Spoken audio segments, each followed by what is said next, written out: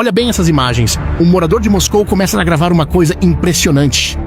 Bem na frente dá pra ver uma igreja com cúpula dourada.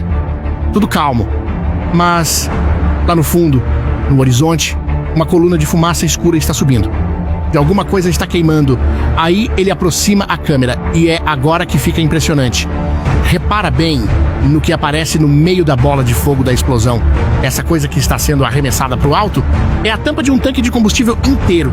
Uma tampa que pode pesar dezenas de toneladas e a explosão jogou ela para o céu como se fosse uma moedinha. Consegue imaginar a força que é necessária para fazer isso? O que você está vendo sendo engolido pela fumaça e pelo fogo é uma das principais refinarias que abastecem Moscou. Ela fica num bairro chamado Kapotnia. E, sozinha, ela abastece quase metade do combustível da capital russa.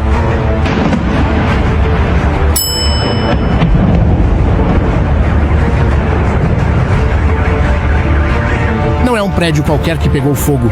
É uma artéria essencial. E não foi um acidente. Foi a Ucrânia, de propósito, a centenas de quilômetros da fronteira. Quando você entender o que está por trás desse ataque, vai entender por que a Ucrânia escolheu logo esse alvo. Mas deixa eu te mostrar primeiro o que aconteceu 3 dias antes. Kiev, 15 de junho de 2026. Essa é a Lavra de Peschersk, um mosteiro de quase 1000 anos. Um dos lugares mais sagrados de toda a cristandade ortodoxa. E está pegando fogo, porque a Rússia acabou de atacar a capital da Ucrânia com 70 mísseis e mais de 600 drones, numa única noite. O fogo tomou o telhado da catedral principal, o coração do complexo. Mais de 800 metros quadrados ardendo. Monges e equipes de resgate formaram uma corrente humana, passando relíquias de mão em mão para salvar o que dava antes que as chamas chegassem. Pelo menos 5 pessoas morreram nos ataques daquela noite na capital ucraniana.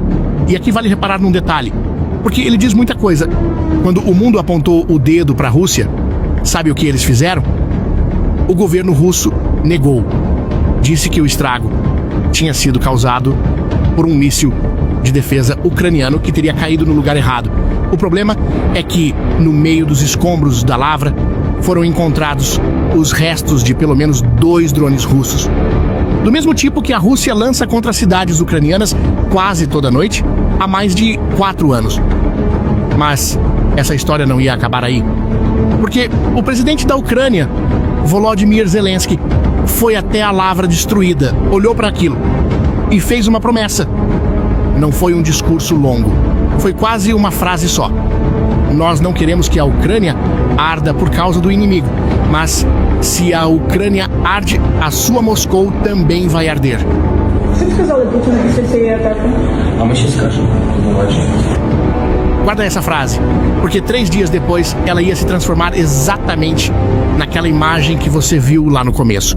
A refinaria de Kapotnia em chamas no meio da capital russa. Só que entre a promessa de Zelensky e o fogo em Moscou, existe uma coisa que quase ninguém parou para entender. E é aí que essa história deixa de ser sobre vingança e passa a ser sobre estratégia. Porque repara no que a Ucrânia não fez. Ela não respondeu bombardeando uma catedral russa. Não mirou um símbolo religioso para empatar o placar moral. Se fosse vingança pura, era isso que ia acontecer? Golpe por golpe, igreja por igreja. Em vez disso, a Ucrânia mirou refinarias, depósitos de combustível, dutos, a infraestrutura de energia.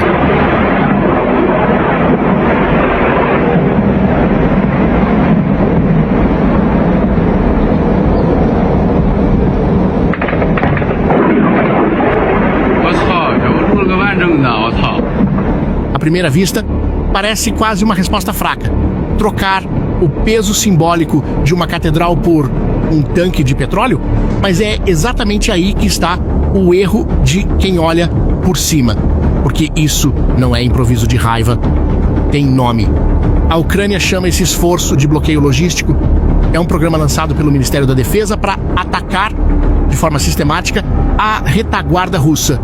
O combustível, o transporte, a energia que sustenta a linha de frente.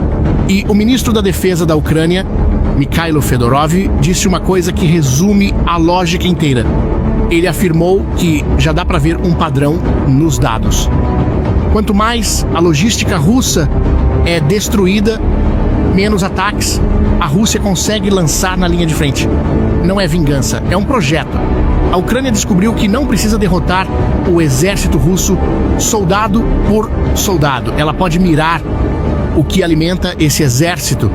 E o que alimenta esse exército, no sentido mais literal possível, é o petróleo. E você já parou para pensar o porquê disso? Por que justamente o petróleo? Bem, tem duas respostas para isso. E a primeira é sobre dinheiro. A Rússia é uma das 3 maiores produtoras de petróleo do mundo. E isso não é só uma estatística econômica. É o que paga a guerra. A venda de petróleo é a principal fonte de dinheiro que entra de fora na Rússia. E é, em grande parte, essa renda que financia o esforço de guerra. Cada barril vendido é munição comprada.